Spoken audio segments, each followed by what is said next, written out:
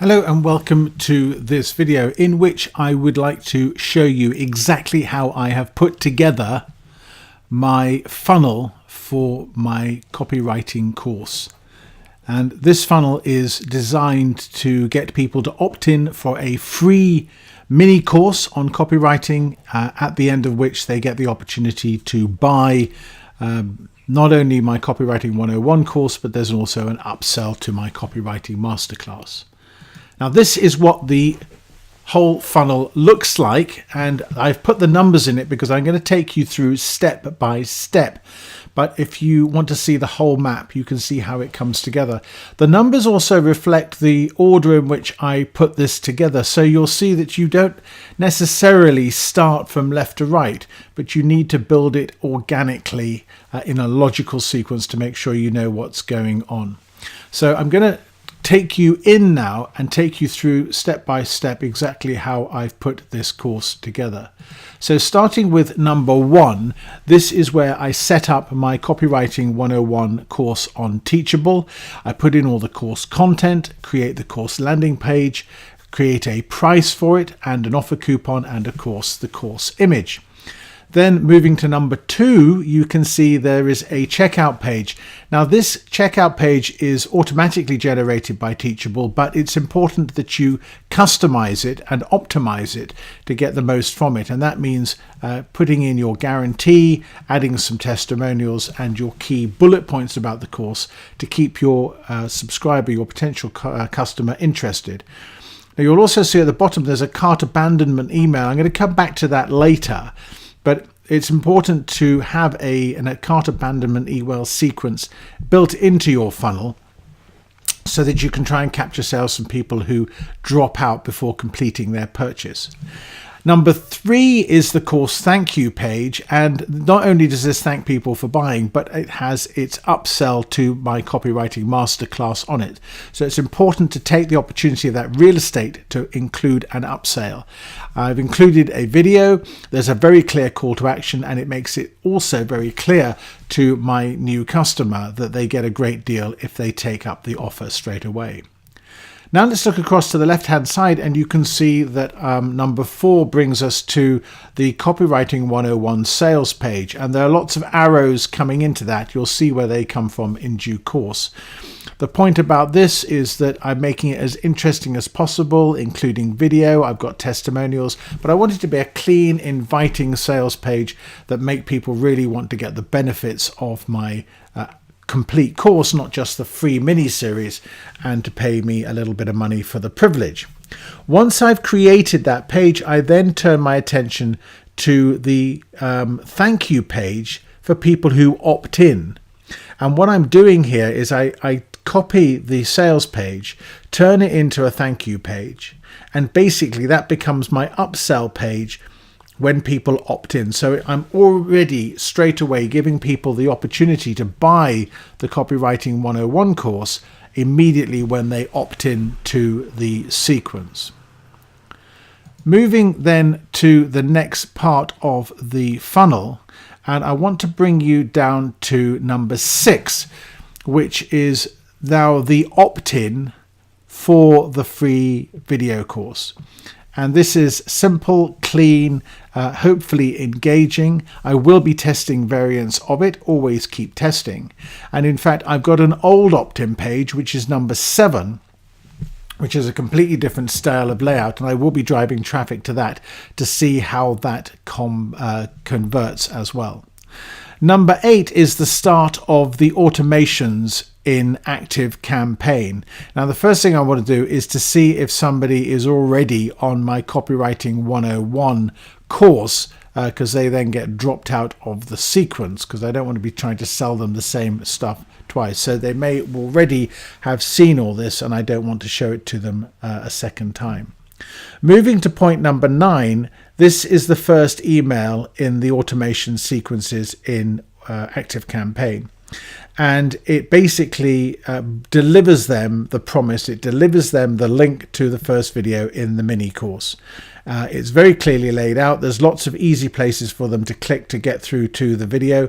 And the video is embedded on a lead page. Now, before we get there, we go to point number 10.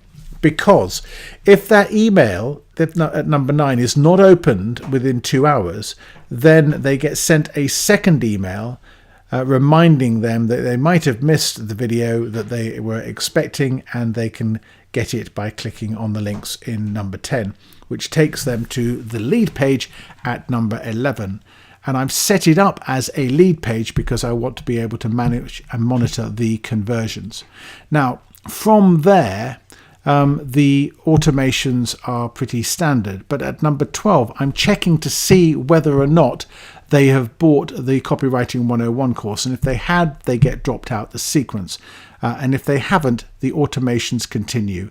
And they basically get and we're moving to point number 13 now, they get 5 videos in the video sequence, 1 per day, and it all takes them through the same structure and the same format. So let's turn now to number 14, and you can see what happens at the end of this 5-day sequence. They get the 6th email, which is highlighted at number 14. In this email, they're getting, basically, if they haven't already bought it, a pitch to the Copywriting 101 sales page, which you saw in the beginning of this sequence. And they also get the 2-hour reminder. Now, this offer to buy this course has a 48-hour scarcity built into it, and at number 15 you can see that 40 hours later they get a second email reminding them that their offer will be closing soon. Now, you may be wondering what happens if people basically buy the Copywriting 101 course, drop out the sequence. Won't they want the rest of the videos? Well, I've put all the videos into the Copywriting 101 course. So by buying the course, they get the full package and they won't be missing out on anything.